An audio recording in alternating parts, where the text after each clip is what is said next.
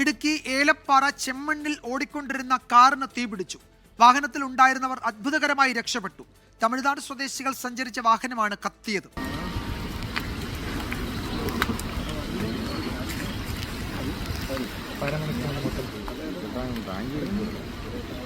ബിജുമാർ, തീ പൂർണ്ണമായിട്ടും അണച്ചിട്ടുണ്ട്. കാറിന് തീ പിടിച്ചത് എങ്ങനെയാണ് എന്നുള്ള കാരണം വ്യക്തമല്ല. ഷോർട്ട് സർക്യൂട്ട് ആകാം തീപിടുത്തത്തിന് കാരണമെന്നുള്ളതാണ് ഒരു പ്രാഥമിക നിഗമനം. 8 മണിയോടുകൂടിയാണ് ഈ ഓടിക്കൊണ്ടിരുന്ന കാറിന് ഏലപ്പാറയിൽ നിന്ന് വാഗമണ്ണ് പോകുന്ന വഴിയാണ്, ചെമ്മണ്ണ് എന്ന് പറയുന്ന സ്ഥലമാണ്, അവിടെ വെച്ചാണ് ഈ കാറിൽ നിന്ന് പുകയുയരുന്നത് കണ്ടതിന് പിന്നാലെ വാഹനത്തിലുണ്ടായിരുന്ന 7 പേർ പുറത്തേക്ക് ഇറങ്ങി മാറുകയും കാറിന് വലിയ തോതിൽ തീ പടർന്നു പിടിക്കുകയുമായിരുന്നു. ആളിക്കത്തിയ തീ അണയ്ക്കാൻ വേണ്ടി നാട്ടുകാർ ശ്രമം നടത്തിയെങ്കിലും ഫലമുണ്ടായില്ല. പിന്നീട് പീരുമേട്ടിൽ നിന്ന് ഫയർഫോഴ്സ് എത്തിയാണ് തീ പൂർണ്ണമായും അണയ്ക്കുകയും ചെയ്തിട്ടുള്ളത്. കാർ എന്തായാലും പൂർണ്ണമായും കത്തി നശിച്ചിട്ടുണ്ട്.